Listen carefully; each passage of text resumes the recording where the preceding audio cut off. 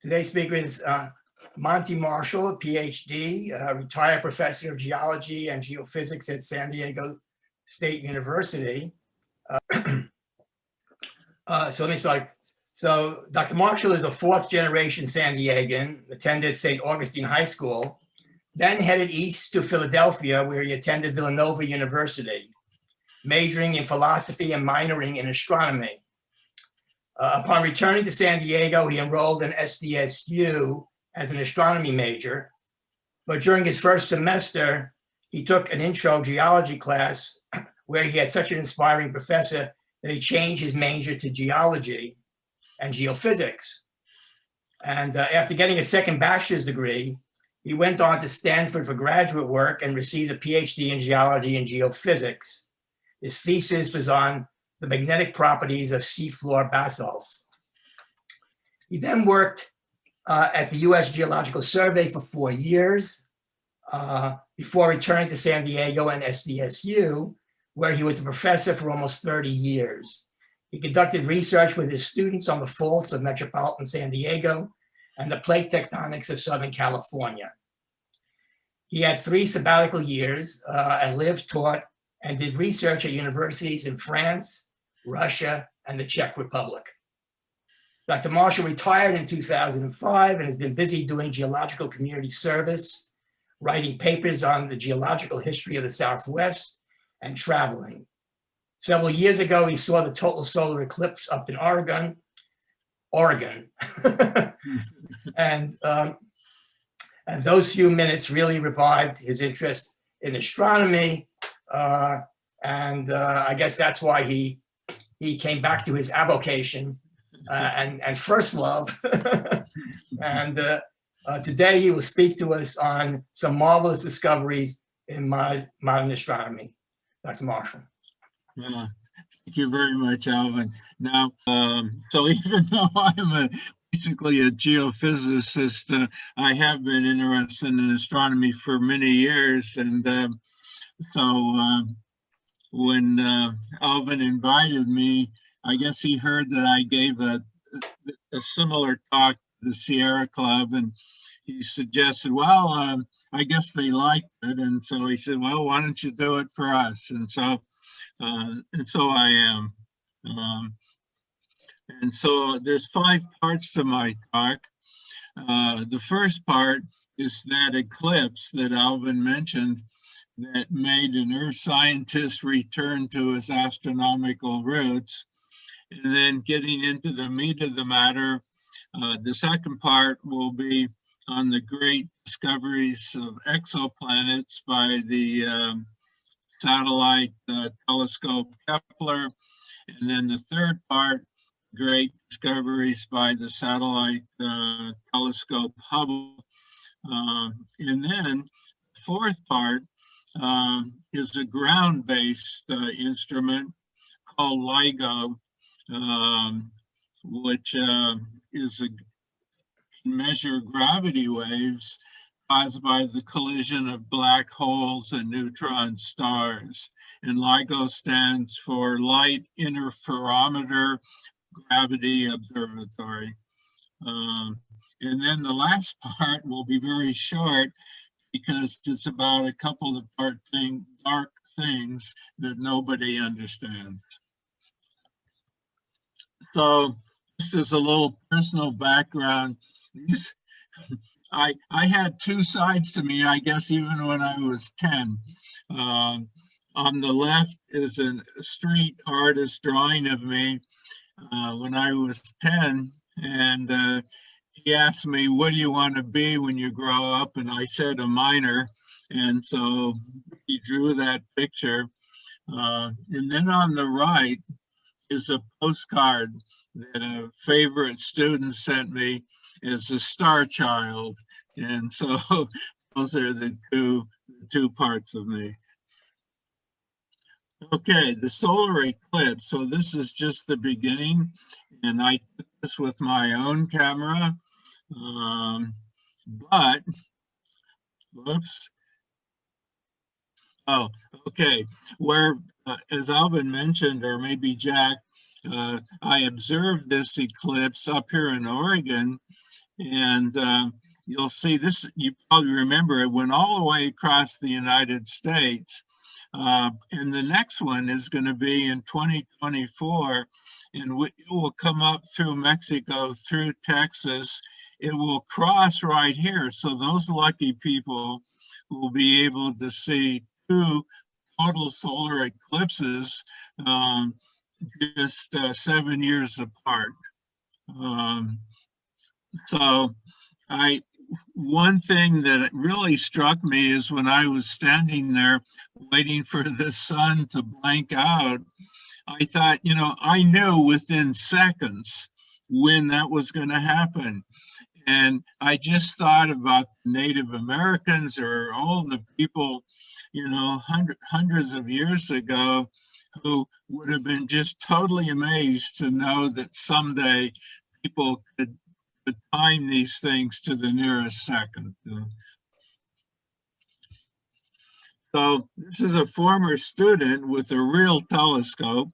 So I'll show you a couple of pictures he took, and you could see at the end, there's a special filter that cuts out, you know, like 99.999% of the light. And when I looked at him, I thought, you know, if that film, that absorbing film were to tear, the light would, it would just burn a hole right through your head. So I was a little reluctant when I looked in, but I did. We were some miles south of the center of the totality path. Had we gone 25 miles to the north, we would have had 3 minutes instead of 2 minutes. But we knew there would be hundreds of thousands of people there. So a friend has this field, and so we were all by ourselves, and we had a good 2 minutes worth. Okay, and then here's his picture of totality. And so what you can see now and what you can't see when the sun is ordinary, it's not black, is the corona. And it extends tens of thousands of miles out into space and has a temperature of 3 million degrees Celsius.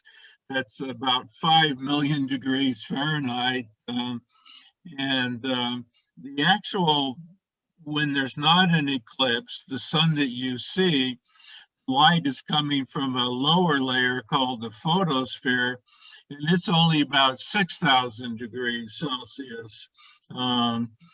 But the corona is much higher, and it's so hot that the electrons, the outer electrons from the gases have been stripped away. And so if you look at that light through a spectrometer, you get lines that people had never seen because they were from some closer in electrons moving their jump from one energy level to another. And so people said, oh, well, the corona is made of a new element called coronium. But with more advances in physics, they realized, no, it was just the ordinary elements stripped of most of their electrons. I turn this on while I go get something from the kitchen. I can still hear it. Yeah.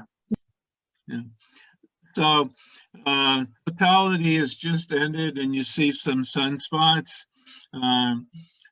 Like I say, the photosphere is about 6,000 degrees Celsius, and those sunspots are about 4,000 degrees Celsius, and they're giving off light, but in comparison, it's so little that, or much less, that those sunspots show up as dark.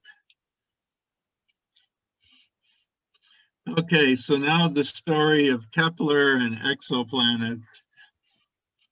So here's an artist's rendition showing how Kepler detects exoplanets.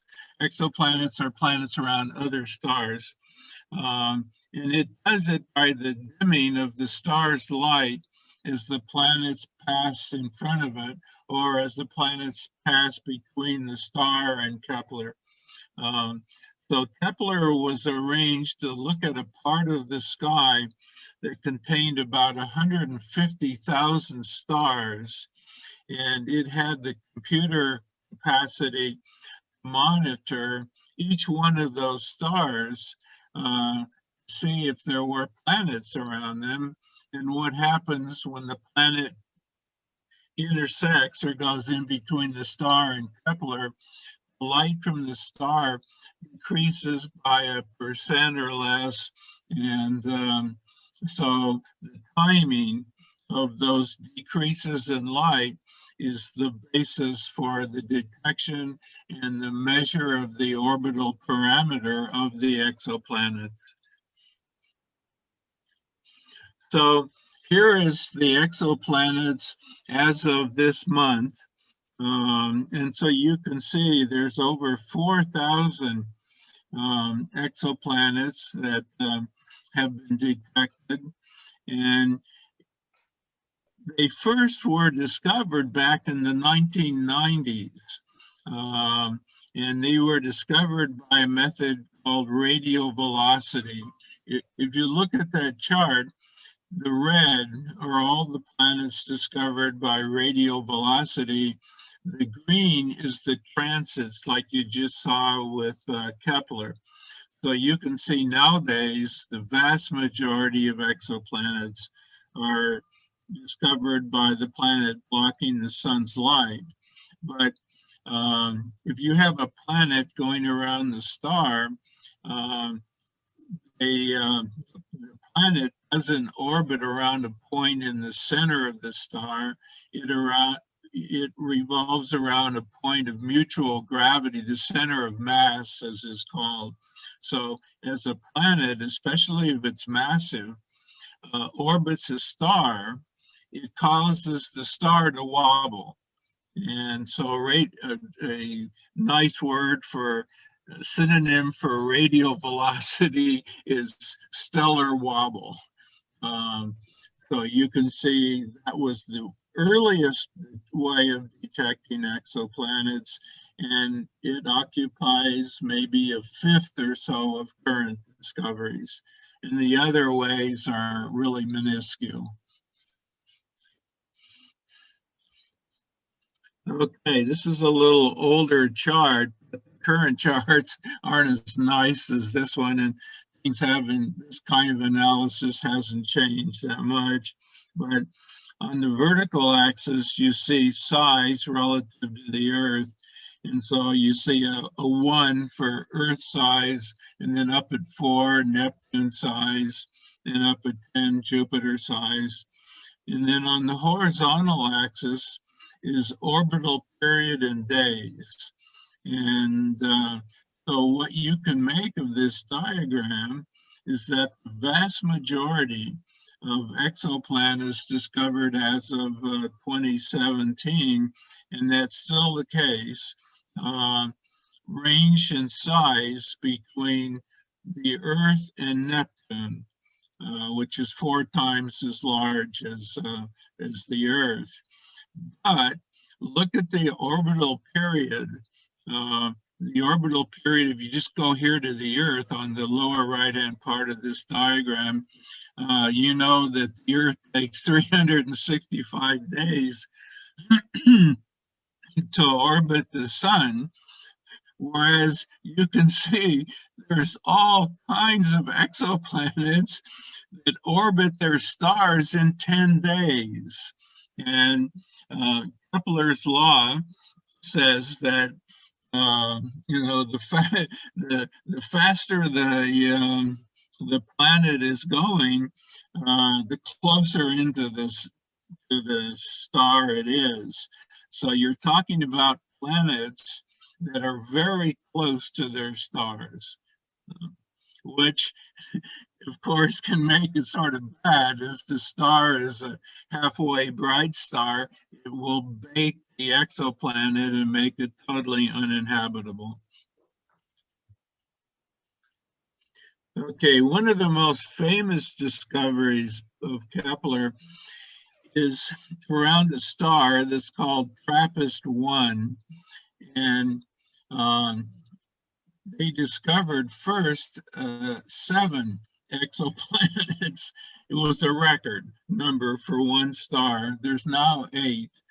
They found another one, and so this, as far as I know, is the most number of exoplanets around any one star. And so I'll show you the statistics on this system next. This is a chart that I modified, but if you start at the left of this chart, the planets are lettered. So planet B is the closest, planet H down in the lower left-hand corner is the furthest, but look at the distance from their stars. AU is an astronomical unit. We're 93 million miles. AU is 93 million miles, or about 150 million kilometers. And so you see, planet B, for instance, is just 1/100th the distance from its sun that the Earth is from our sun. And then maybe it makes a little more sense if you look at the second column, the distance of the star in millions of kilometers. So B is just 1 million kilometers compared to the Earth at 150 million kilometers. But in other respects, these planets are very Earth-like. So if you look at the mass of these planets, where Earth is 1, you see that the masses all the way down are either a little bit less than the mass of the Earth or a little bit more. So they're starting to look like Earth-like planets. And then the key thing, their diameters, where 1 is the diameter of the Earth, their diameters are almost the same as the Earth. So if they have the same mass and the same size, then that strongly suggests they're made out of the same things as the Earth. The Earth is the iron core and then the silicate mantle in crust. And so the TRAPPIST-1 planets may very well have a composition and a layering just like our Earth. But again, the problem, the orbital period. So B whips around its star in 1.5 days. And so now the key column in all of this is the estimated surface temperature in degrees Kelvin. Kelvin is what physicists use. The difference between Kelvin and centigrade is 273 degrees. So in the right-hand column, I converted Kelvin numbers into degrees Celsius. And so you'll notice that the nearest in planet B is 127 degrees C. So water would boil on that planet. The next planet out, C, the temperature is 69 degrees Celsius, which would be way too hot for us. Planet dropped down to planet E. It's a minus 22, so water would be frozen. So of all of these planets, planet D, with a estimated surface temperature of 15 degrees C, which is about what the temperature is outside today, it would be quite tolerable for us, temperature-wise. We don't know what the atmosphere is like, and so we don't know if we could breathe the way we can here on the Earth, but at least we wouldn't freeze or be turned into a cinder. So planets that are in this range between freezing and boiling, or at a temperature that humans can live at, are called planets in the Goldilocks zone.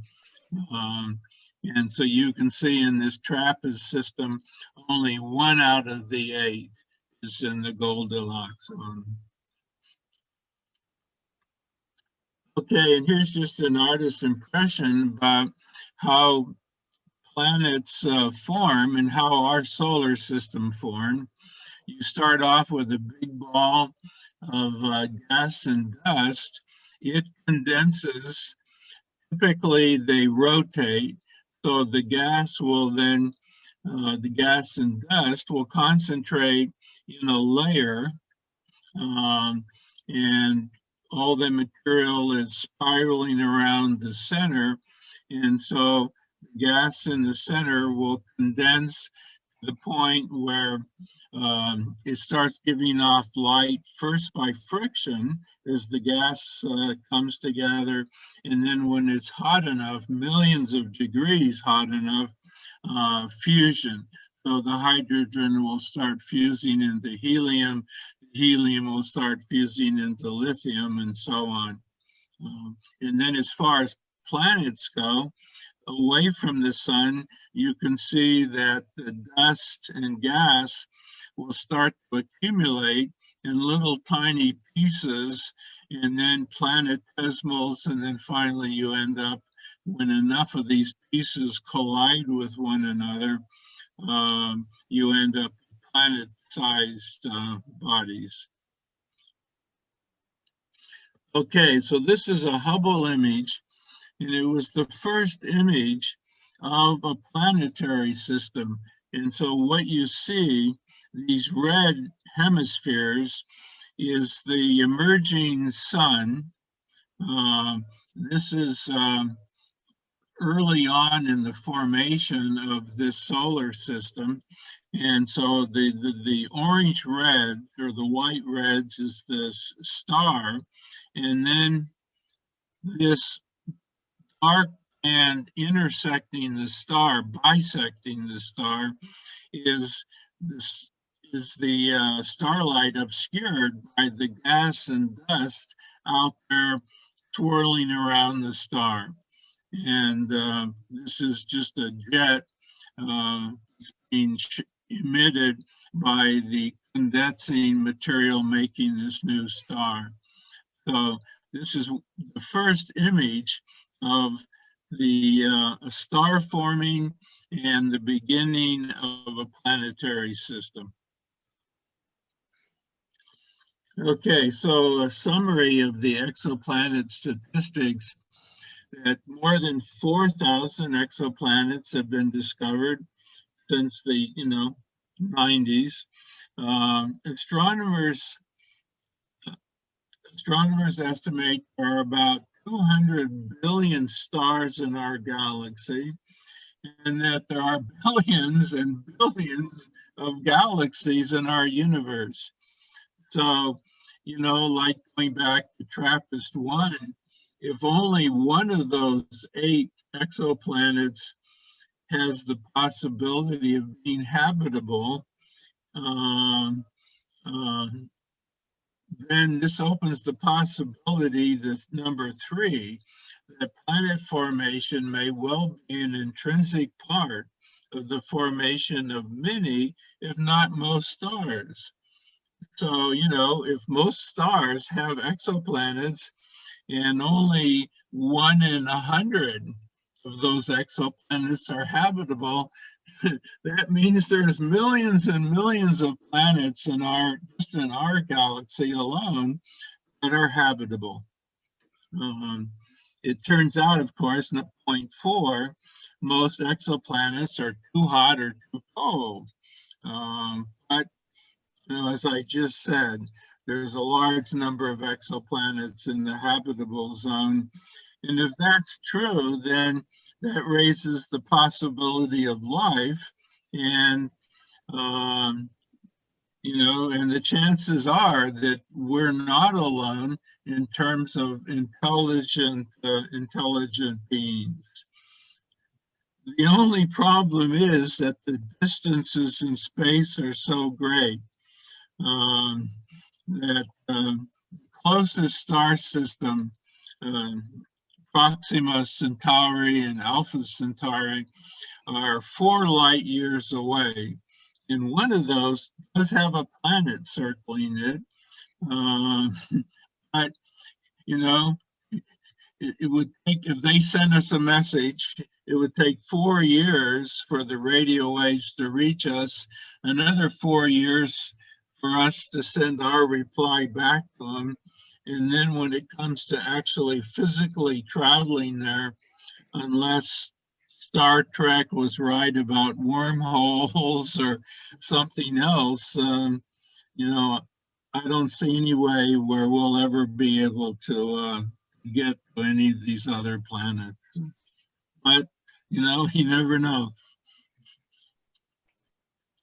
Okay, Hubble's contribution. Hubble has been able to image the earliest galaxies, which are small and misshapen. The big thing about Hubble is it shows the birth and death of stars. So here's just a diagram, schematic diagram of the Big Bang, which was discovered, or which started about 13.7. I think the current number is 13.8 billion years, gigaon. So on your left, you have a point, and apparently, and this is, we can't comprehend this, that all the mass, everything in the universe was concentrated in something smaller than a pea. And so, you know, we don't understand matter and space well enough to really understand that. But this little pea started expanding very quickly.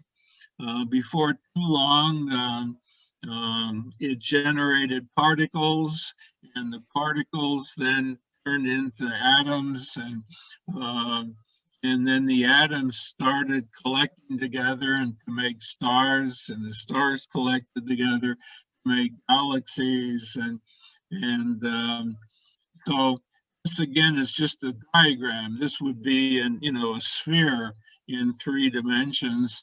But what they're showing is that the size of this tube is increasing. And this is something we'll come to at the end of the talk when we talk about dark energy and the accelerated expansion of our universe. So now, one of the most beautiful pictures taken by Hubble, where it's called The Pillars of Creation. And this was so fantastic that they made t-shirts with this picture on them. And so what those are clouds that are many, many light years across, clouds of gas and dust. And so these are stellar nurseries, as I'll show you coming up. So this is where stars are born, in these clouds of gas and dust. Now, something that's very interesting about astronomy is that when you have gases, the gases will give off electromagnetic waves of a particular frequency, and those waves are characteristic of the gas or the molecule. And so if you look at the bottom of this chart, you can see that there are some lines, some spectral lines, when they run the light from this cloud through a spectrometer and break it up into its component frequencies, that this cloud has water. This cloud has carbon monoxide and sulfur dioxide. But what, in a way, is more important, it has, here in the lower center, it has dimethyl ether and formaldehyde. So it has hydrocarbons. And so that means that the basic building blocks of life are even in these giant clouds out in space. Okay, now dust. You know, in my early days in astronomy, we kept talking about dust, and I would think about lint under my bed, or I live close to the jet path, the landing path here in Mission Hill or in Bankers Hill, and my patio table is constantly being covered with black dust. And so I thought, you know, what is this? Lint forming stars? And so it turns out astronomers' dust is really, this diagram on the left, is a chain of atoms and molecules that's very small, and that it's almost like the strands of our DNA. You have all these branches. So what you have is a whole bunch of all different kinds of atoms and molecules in these very small little pieces. And it turns out that it's a collection, or that when you look at the Milky Way and you see parts of the Milky Way that are black, it's this dust that's absorbing the light from the stars behind, you know, further into the center of the galaxy. And radio waves fortunately penetrate this dust, so we can see the center of our galaxy with radio waves, but not with visible light.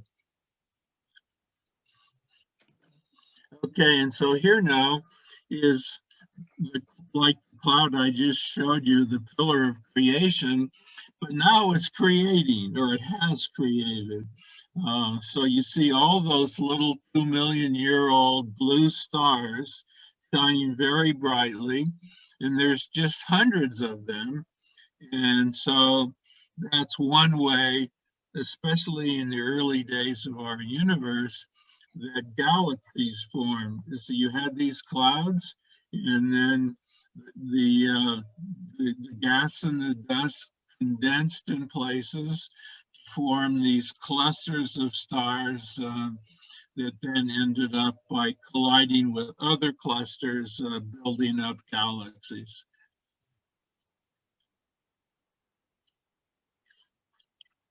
Okay, now this is really an important part, and you probably are all familiar with this. Carl Sagan was the first person who really brought this home to me, that we really are star children. And so, point one, the only elements created in the Big Bang were hydrogen and helium, a little bit of lithium, but mostly hydrogen and some helium. All the other elements,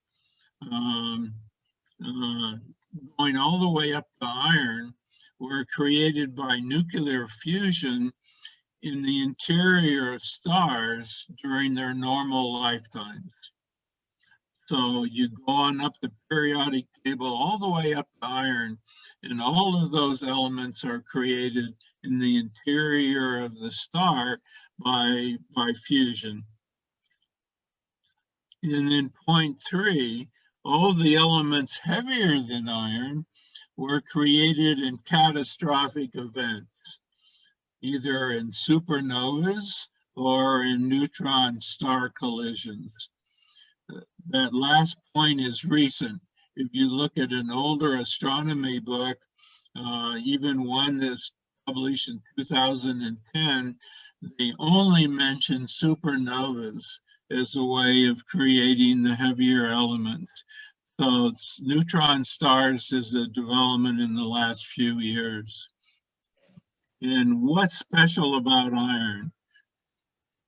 Okay, this chart shows you what is special. So you can forget about the axes.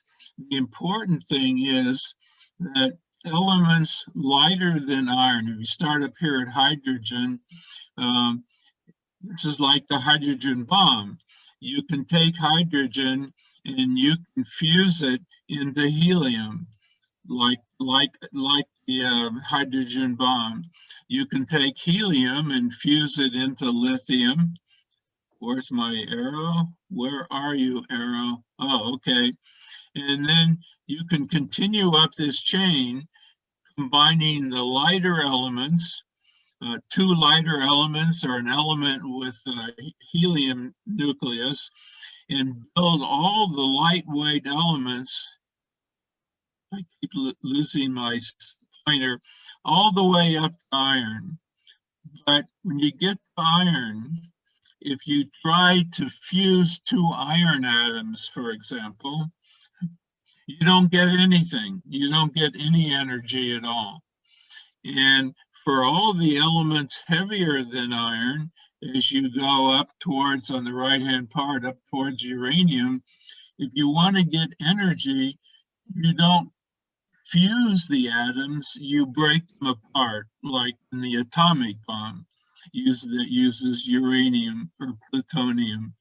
And so even lead, if you broke it apart, it would yield some energy. And so basically iron is the dead end in stars. Stars will create all those lighter elements, but once they start creating iron, it takes energy. Instead of releasing energy, it takes energy.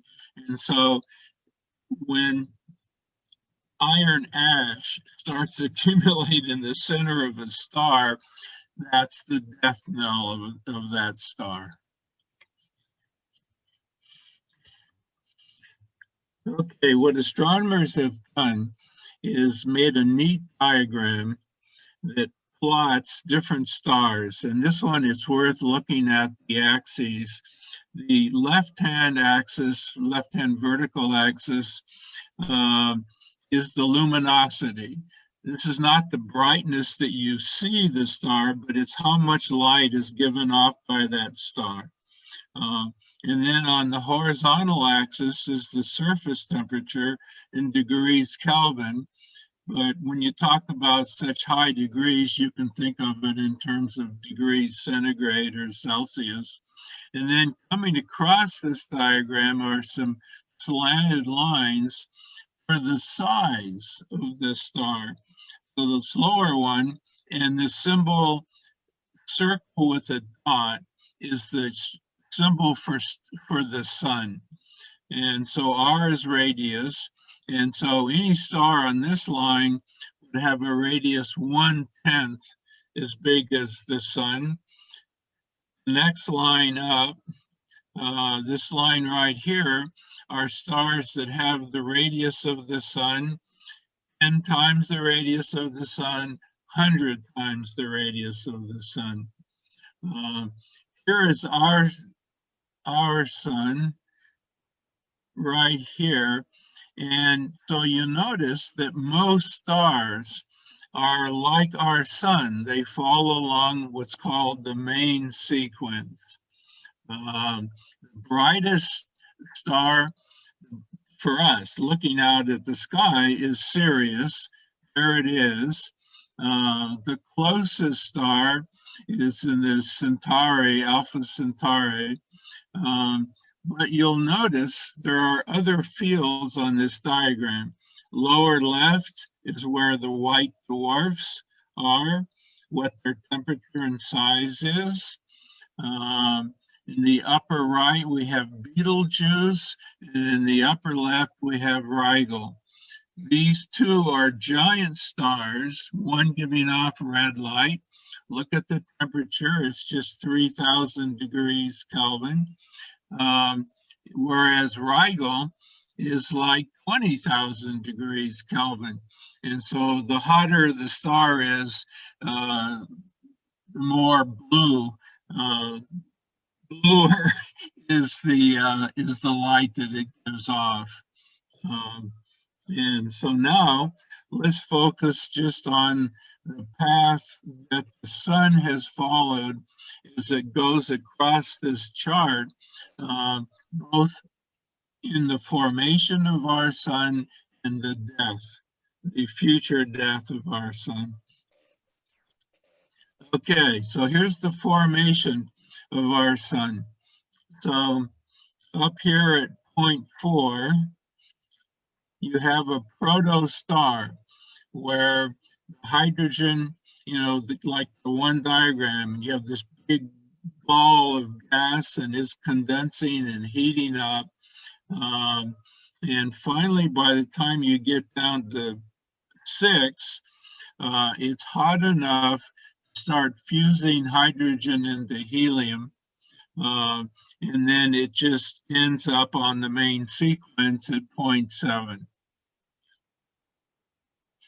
So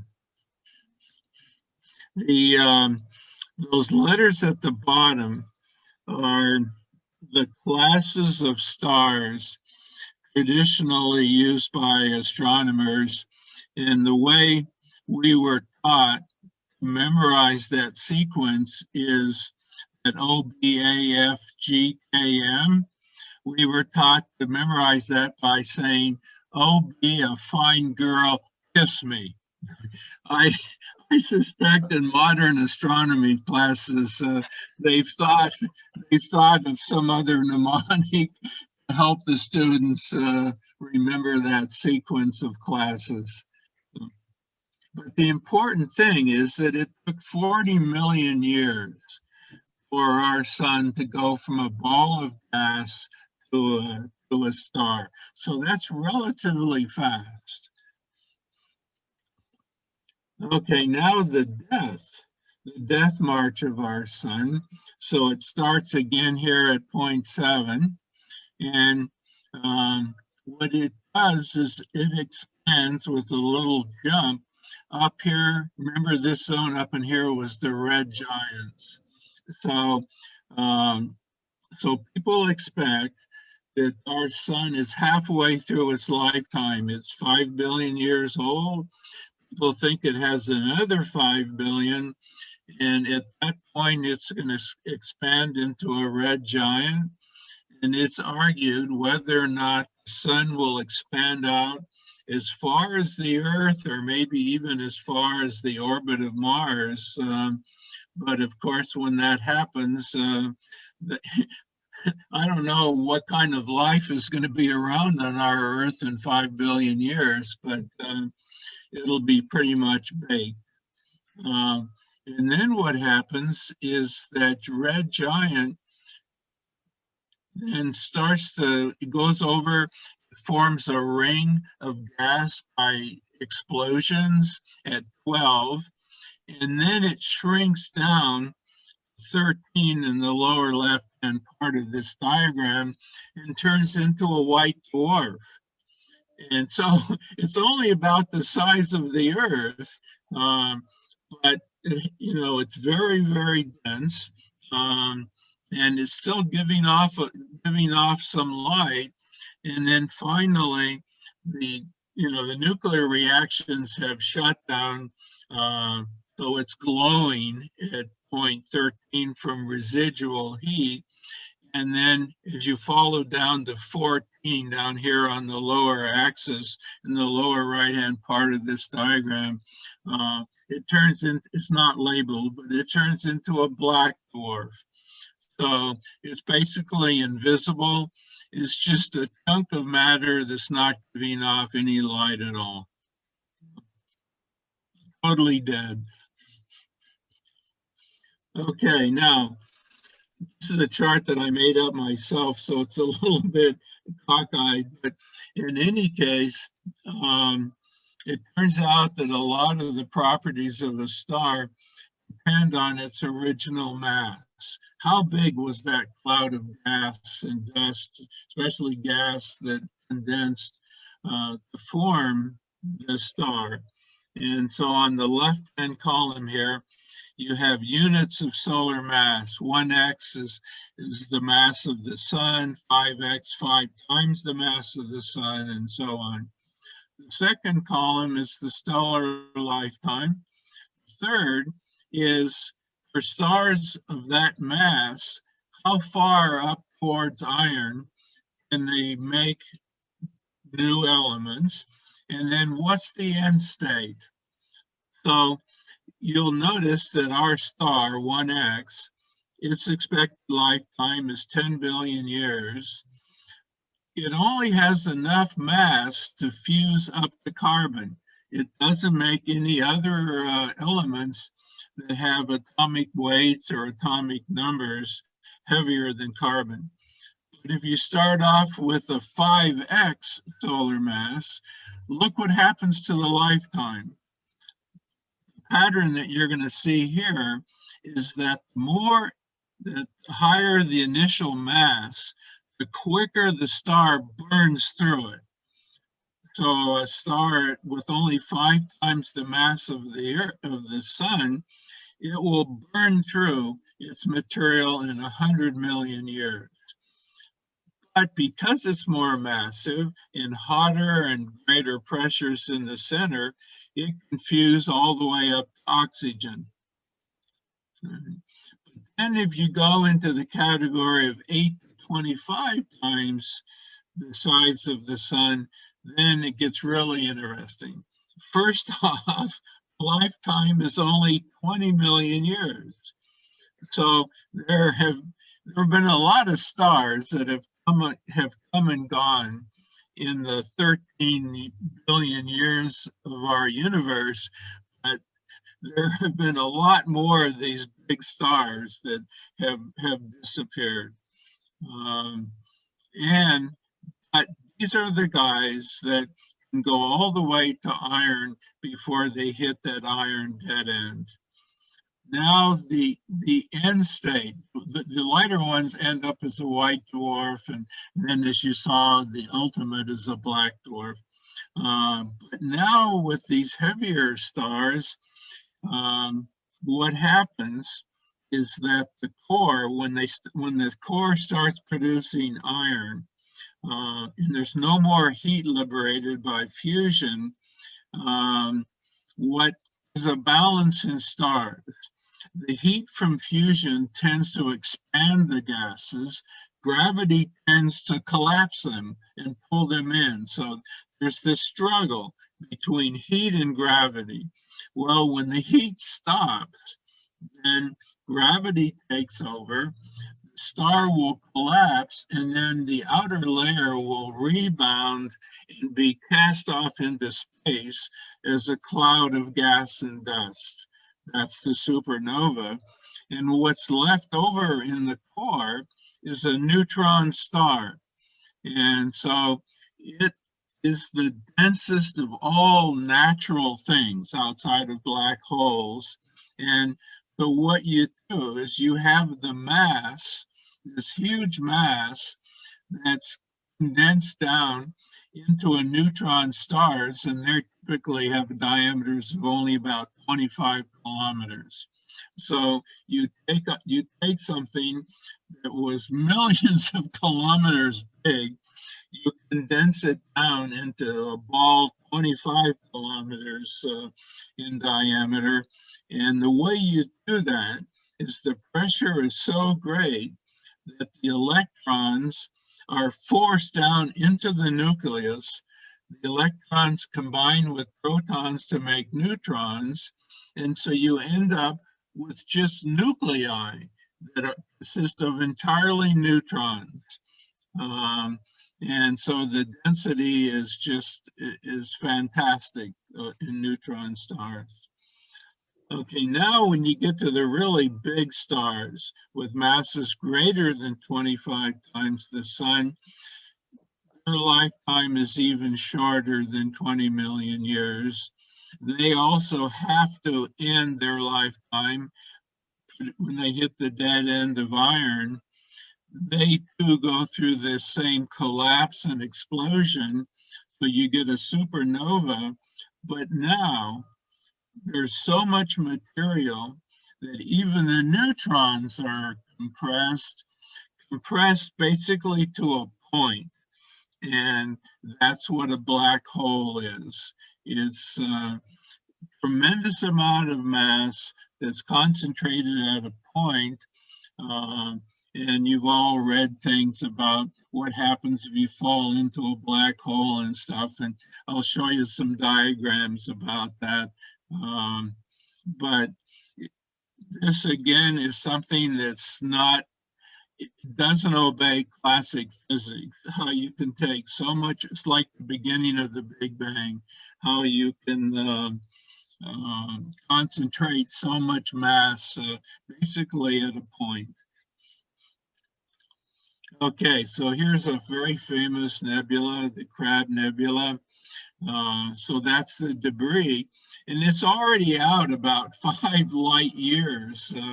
So that gas expands very quickly.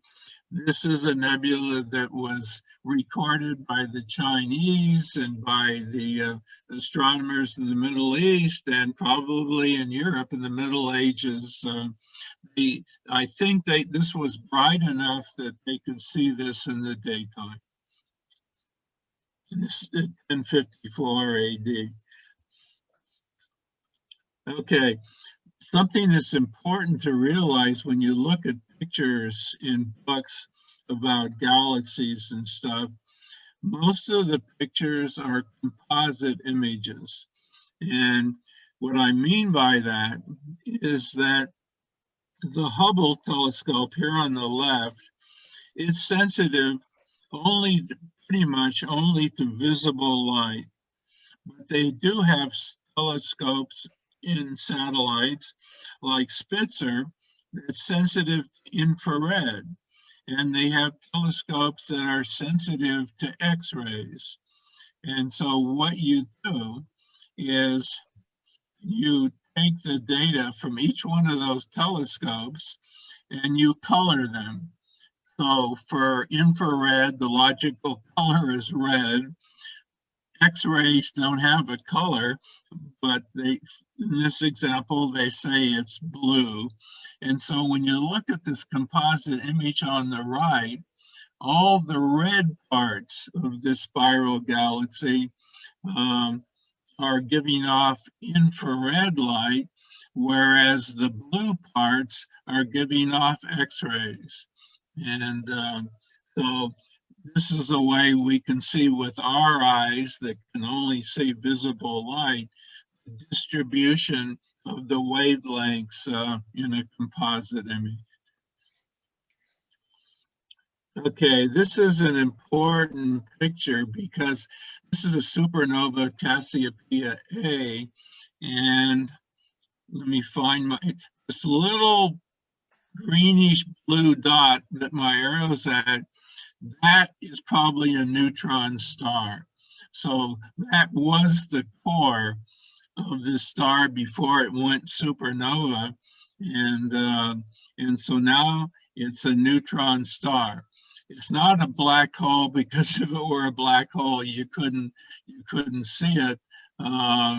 Although recently they have managed to image black holes just in the last year or so.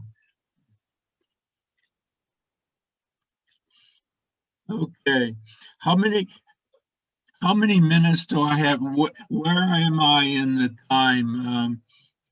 You get getting close to the end, I guess.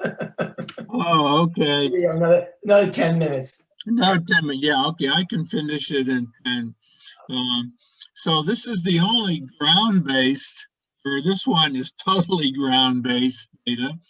And it's the result of 40 years of research by people at MIT and Caltech, and the principals both won Nobel Prizes for this.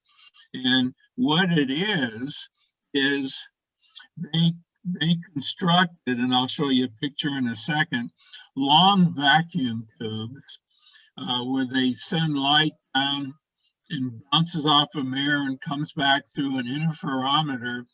And they can measure the length of those vacuum tubes to a space that's less than a proton in size. And so Einstein predicted this, but he thought that we would never be able to make an instrument to detect this. But if you take mass and if you move it, just like if you move charges, accelerate charges, you generate radio waves. If you accelerate mass, you generate gravity waves. So here are two massive objects. In the case of the first discovery, they were neutron stars that are circling one another, causing those ripples in space-time. So those ripples you see going out from the two black dots are alternating compressions and extensions of space.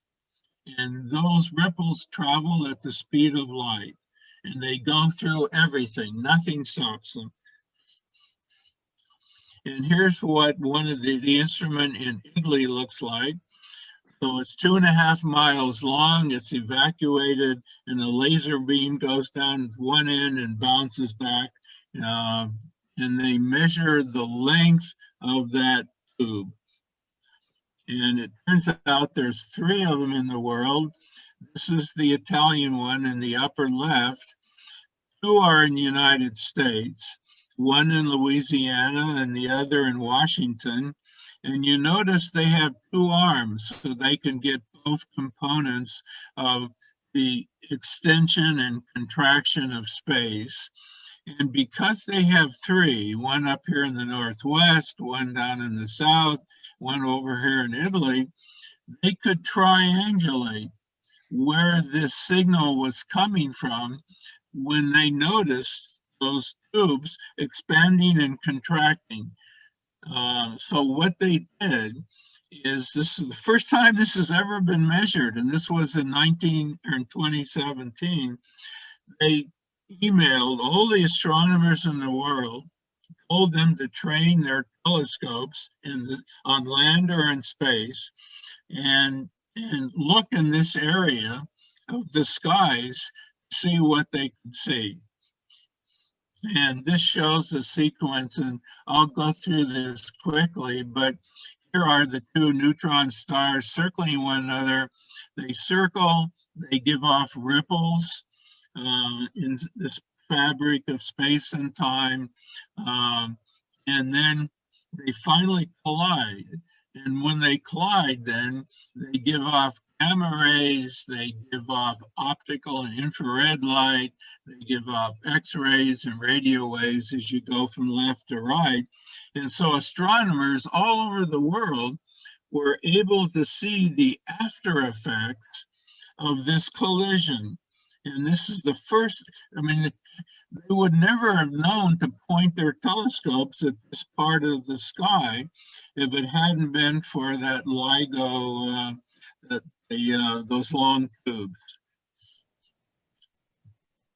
Okay, and now the light from that collision suggests that all the yellow in this periodic table is an estimation of percentage, like the percentage of gold that's created by the collision of neutron stars. Remember, in the old days, they thought that all the heavy elements from iron up were created in supernovas. And now you can see some of these squares like uranium down here at the bottom, where they think all the uranium was created by merging neutron stars.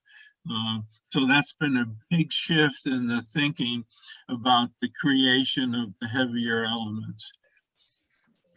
Okay, so this is curvature of space. I won't go into this, we have such little time left, but this is how a mass distorts space and make a black hole. Okay, so the last part is really short. The dark things that nobody really understands, dark matter and dark energy, and they're the hot topic now in astronomy. And so the important things about these 2, first, no one really understands what they are. Okay, they're mysteries. Dark matter and dark energy are mysteries. But their existence is used to explain things that aren't mysteries, to explain astronomical observations. Dark matter can explain the abnormal rotation speed of galaxies, and the gravitational lensing of distant stars and galaxies. If you get a patch of dark matter between you and a distant galaxy, as the light from the galaxy passes around that dark matter, the light is bent. And so you can get what's called gravitational lensing. And then dark energy supposedly causes the accelerating expansion of the universe.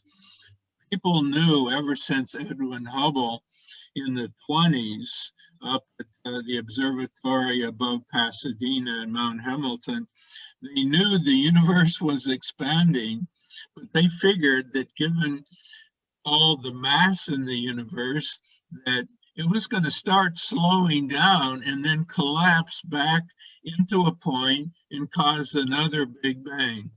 But in the last few years, they found that not only are things moving away, the distances between galaxies is increasing, but the distance is, that speed is accelerating. And so dark energy is what they say is causing this accelerating expansion of the universe. So I'm just going to skip this proof. And this is the last slide. Dark energy and the expansion of the universe. The gravitational pull between galaxies would be expected to cause the universe to shrink back to a point. But the redshift of light from distant stars shows that not only is the universe not contracting, but it's expanding, and the rate of expansion is increasing. So basically, what force or energy is causing that that acceleration, and nobody really knows, and nobody really knows what dark matter is. Is it some, the only property it has is gravitation. It doesn't give off light, so it's invisible. And some people think that 90% of the universe is dark matter, that the vast majority of the matter in our universe we can't see. And so that's it. Okay, well, let's thank Monty for a fantastic talk. It was actually very, very good. We really enjoyed it very much. It's quite Oh, good. well, thank you. How do I... Well, so now we're going to ask questions. And the way we ask questions, as Jack explained, is all of you on, who, if you look at your participants list, you can see a hand. And if you click on that hand, then you can ask a question, and you can unmute yourself and ask that question. I'll call on you if I see a hand figure. Yeah, Here. how can I see you guys? Oh, there you are. Okay, thanks. So let me look for hands. Jack, help me out here. Any hands up? Nobody's raised their hand so far. Okay. Looking for hands. I guess Oh, Al somebody Kropkin. Al Kropkin is. Al, you there? Okay. Okay, I just unmuted myself. Thank you, Professor, for a wonderful lecture. I want to ask you a question that I'm sure you've been asked hundreds of thousands of times, but I just can't keep myself from wondering, before the Big Bang occurred, what was there? What existed before the Big Bang? Nothing. There wasn't any space, there wasn't any matter. So did the Big Bang just out of nowhere just explode, or? That's a very, very good question. That, I mean, you know, nowadays they're talking about multiple universe, right?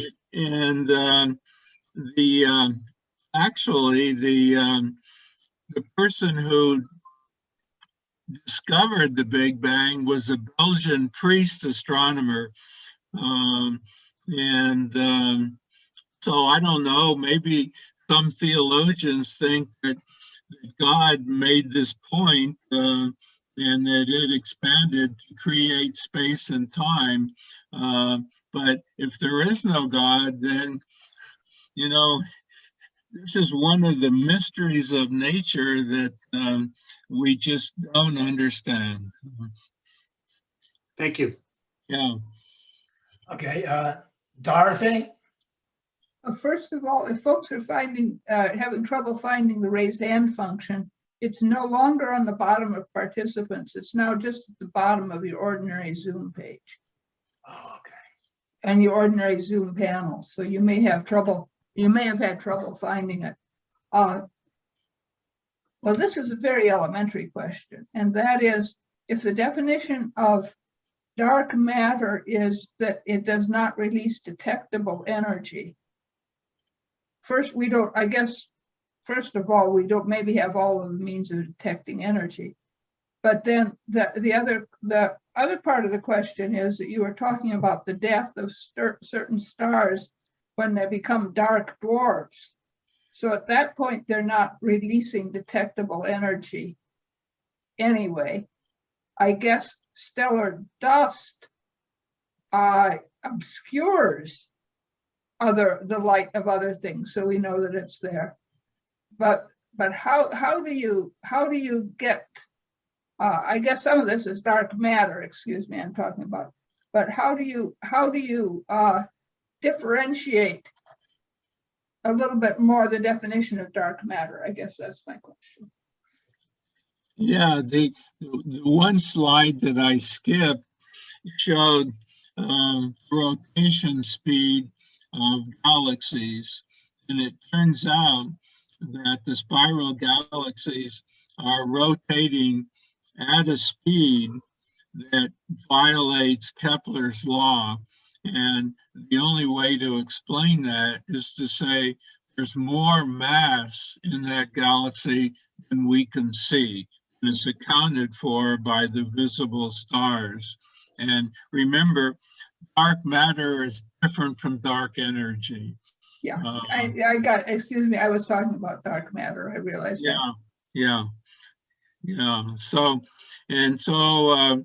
you know, on the basis of those measurements about the abnormal rotation of spiral galaxies and the amount of lensing of distant objects by patches of dark matter in between those objects and us, people have come up with this estimate of, you know, maybe 90% that the amount of dark matter in the universe outweighs by far the amount of visible matter. And, you know, with that big Hadron super collider in Switzerland, they're trying to discover new particles and stuff that, you know, it's not just protons and neutrons anymore, it's quarks and it's all kinds of funny name particles. And so maybe there's a class of particles that we haven't discovered yet that all they do is attract, but they don't give off light or interact with light.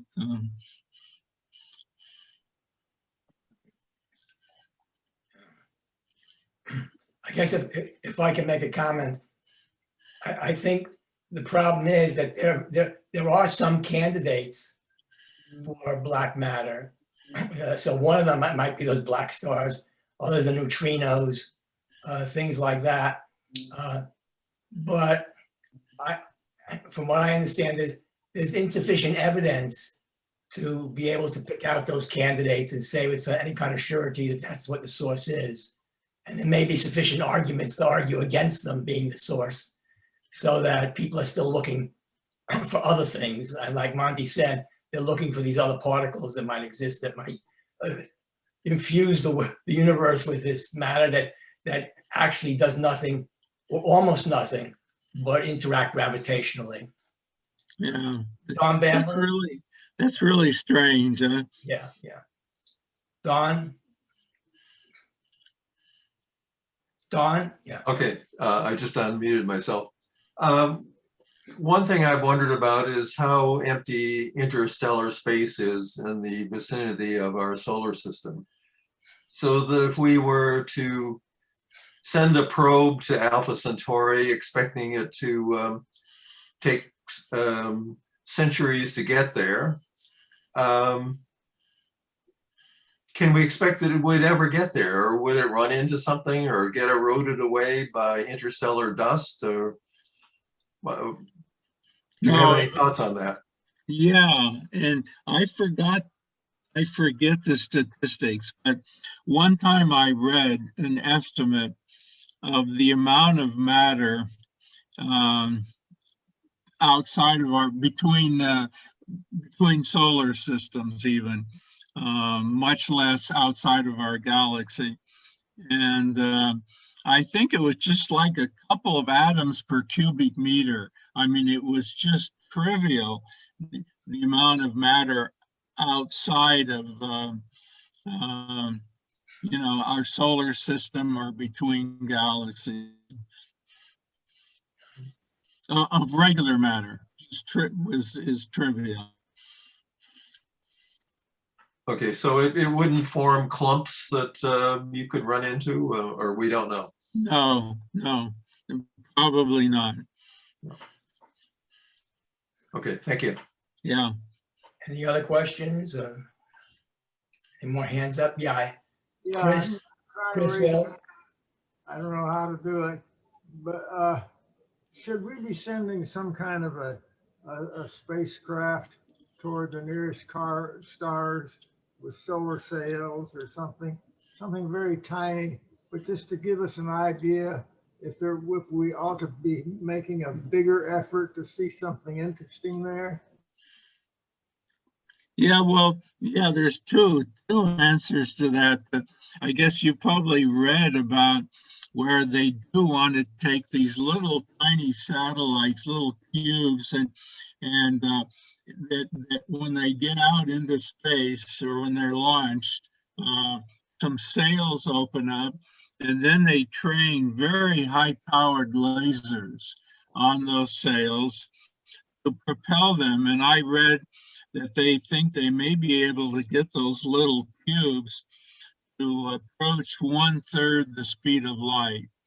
See, so if they did that, then, in 12 light years, you might be able to reach the first planet. And the second answer is, there is that organization, I forget what the acronym is, that uses radio telescopes, and they're constantly looking for radio signals from outer space, from other intelligent beings. And, I mean, if for instance, they are 200 light years away and they sent a radio signal out in the 1800s, we would be receiving it now, but then, deciphering it and then answering it would take another couple hundred years to get the answer back. And but those are things that people are actively researching and thinking about. Okay, Al Karopkin? Hi, can anyone hear me? Yeah. Okay, Oh, yeah, would- okay. Oops, somebody looks else like there's two of us on. I'll step aside. Who? No, I think Al, I think you're the one who's, Okay, Chris All right. Wells is next, actually. go ahead, Al. okay. So this is a little outside maybe of your lecture, but I've read a lot about the predictions by this gentleman named Elon Musk, who's created this SpaceX program and so forth. So he's talking about colonizing Mars. Do you have any idea what he's talking about? Could that actually happen in your opinion with, I guess, human beings that are alive right now and hopefully would either get to Mars and report back or get to Mars and come back? Or is this just all fantasy on his part? No, I don't think it's fantasy. I forget how many months it takes for these rockets that land, have Martian landers. It's months. I forget how many months it takes for the rocket to get to Mars. And then when you get to Mars, the atmosphere is very thin, so you'd have to wear spacesuits, and it's cold. So you really would need to have built some kind of habitation. And sort of like, did you ever watch that movie with, I think, Matt Damon, where he set up a colony on Mars where they were growing their own food? And I think they left without him, and they somehow went back and rescued him. I forget the name of the movie, but I think that's entirely possible. I mean, already they're testing a rocket. I just saw that on the news yesterday. They're testing the most powerful rocket that NASA or we have ever built to start assessing the parameters, the information you need to set up a base on the moon. And that, of course, is the closest. And and you can get there in a matter of days, but it's going to take a matter of months to get to Mars. And so the logistics are, are exponentially bigger and harder than getting a moon settlement. But it is possible, and I wouldn't be surprised if in 100 years or maybe sooner people are doing that. Wow, thank you. Yeah. Okay. David Parker. Did you have your hand up? Yeah, it is, but he can't be heard. He needs to be unmuted. Yeah, he's muted. David, can you unmute yourself? Where are you? I don't see you. I can see him on the left panel, but Yeah. Oh, there he is. David, unmute yourself. You have to unmute yourself. he's talking, but You have to unmute yourself, David. Unmute yourself. I hear you. Okay. here. Okay. Now, Hi, David. I've done it. Oh, I see. Good. I couldn't see my picture, so I didn't know how I could do it. But suddenly there was a thing on the screen, unmute yourself. Yes. Thank you. I'm wondering about the amount of radiation that exists, even for a spacecraft to go many months to something like Mars with people on it. And there may be various theories, but I think, one of my friends was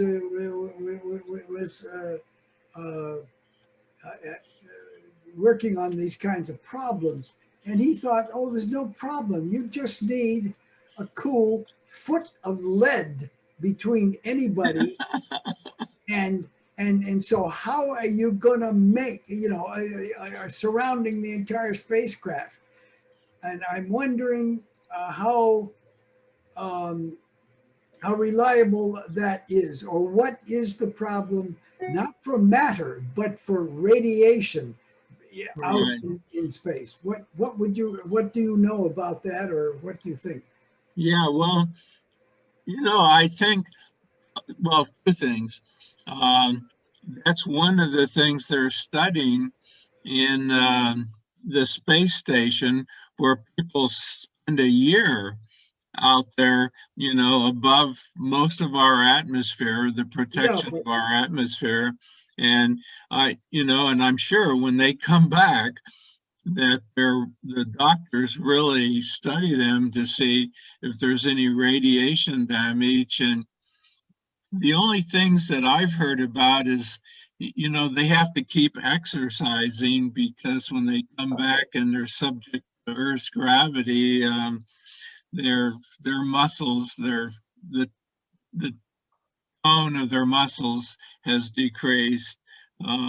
And then as far as the radiation goes, the radiation that I'm most familiar with is the solar wind, that you have these big flares on the sun that send out charged particles. So they're not electromagnetic waves like radio waves or X-rays.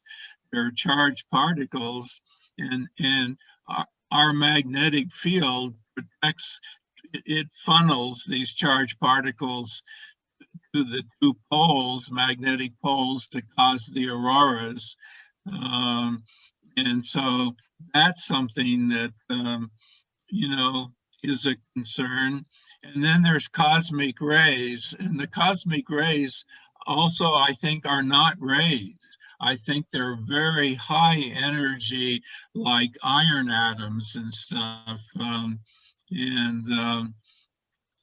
then as far as the stations go, every once in a while, there is a little bit of matter, and I don't know if it's leftover pieces of previous satellites or just, you know, when our solar system formed, you know, most all the meteors are out in that meteor belt between Mars and Jupiter, but there still is other stuff, you know, other little pieces of matter floating around. And when they can penetrate the shell of the space station, so there are things that could hurt people, but, you know, based on the good luck that people have had in the space station for being out there for a year at a time, you know, I don't think that the particles or any electromagnetic radiation, you know, would be an insurmountable obstacle. And I don't think that you'd need a foot of lead. I think you just need some that gooey stuff you use to plug holes with, you know.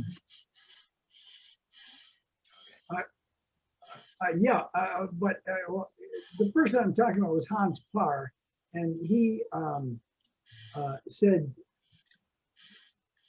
going between, so far our satellites are in orbit around our place. Now we've sent other things off through space, I know, but I don't know what they've detected.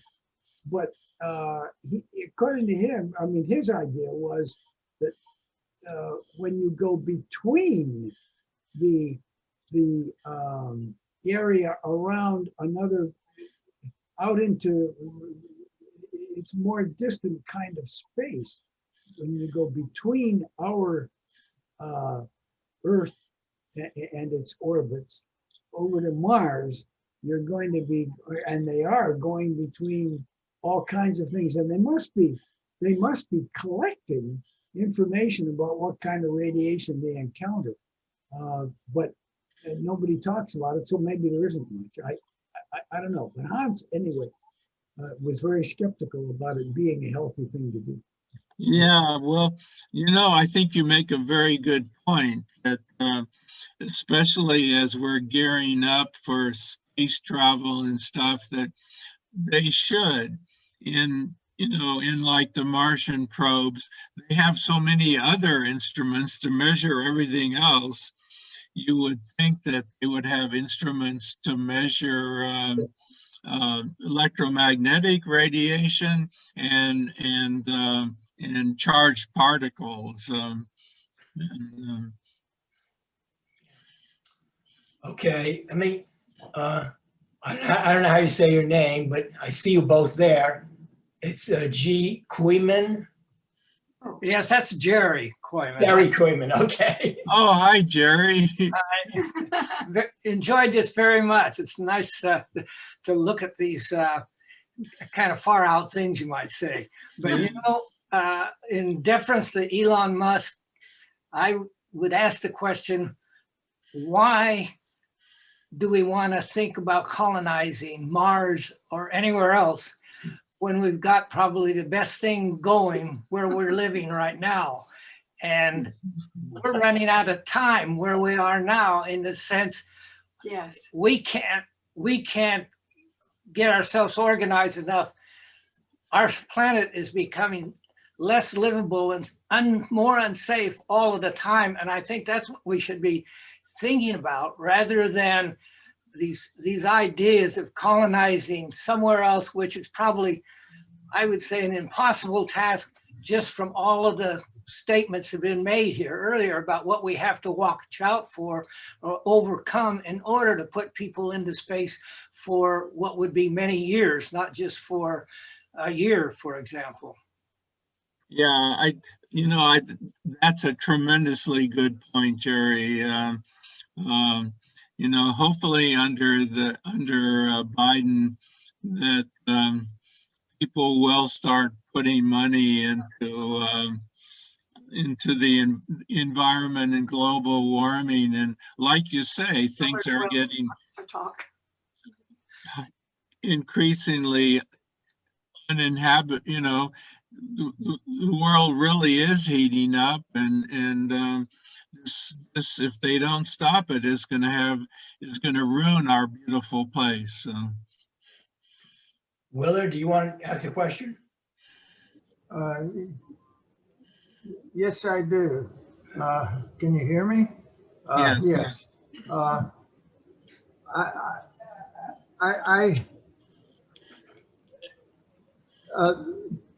I can understand that eventually we're going to send an astronaut out to Mars and put this person on the surface, but I can't imagine spending the enormous amount of money to bring that person back. It seems like this person should spend the rest of her life there. Anyway, that aside, if you just want an alternate habitat for humanity, it doesn't make any sense after you spend an enormous amount of rocket fuel to escape one gravitational potential well to then descend into another one. You should make something like an O'Neill cylinder. You know, the enormous spinning cylinder where there are land and lakes and crops and things on the inner side of the inside, held there by centrifugal force because it's spinning. If you're not familiar with this thing, well, look at Wikipedia or some such reference for O'Neill cylinder. And that would be in near Earth orbit where mutual support is available. Yeah, there could be an intermediate solution, but I think Jerry's point, though, of not ruining our habitat, it's been in equilibrium for so long. You know, there have been times when it's been colder and times when it's been hotter than now, but you know, the system seems to be pretty well balanced, and we are unbalancing it. I would just make one comment. It's a little bit cynical, but sorry about that. But basically, judging from the human race, I don't think it's a bad idea to hedge our bets a little bit. and get a few people out to Mars or on the cylinder, or anything you can do, just in case we can't get our act together. So if anybody cares about preserving just a few people and maintaining that existence beyond Earth. But of course, you're right that the proper thing to do is to solve the problem, because we have this fantastic place here and we're blowing it, and we should try to avoid blowing it and save it. And not clear that that's going to happen, but it's the right thing to do, obviously. Yeah. Okay. Are there any other questions? Jill, go ahead. This is not a serious question or a question at all, as a matter of fact. I'm just responding to what you said. Maybe we should ship off the people who don't believe in global warming to Mars, and that way then maybe we could get some legislation passed and get moving. Yeah. Well, Sorry, that's very cynical. Yeah. Well, Jill, I have a similar thought. It's parallel to what you just said. All these people who refuse to wear masks and refuse to get vaccinated, maybe what's that Darwin? Oh, there's an expression involving Darwin where the least fit go extinct. I forget what it's called, but Survival of the fittest. it's one. Survival of the fittest. Yeah, no, but there's a thing called Darwin something where, least fit go extinct. And so maybe the people who are, and I suspect there's a high correlation between the people who don't wear masks and don't get vaccinated. I suspect that they have a disproportionately larger percentage of people who don't care about global warming. And so. Yes. Okay. Jack? I think that was an interesting discussion just now of evolution and whether we're preventing evolution from advancing, and that may be damaging us. But one of the things that, Jeff Bezos is like Elon Musk in being very interested in space.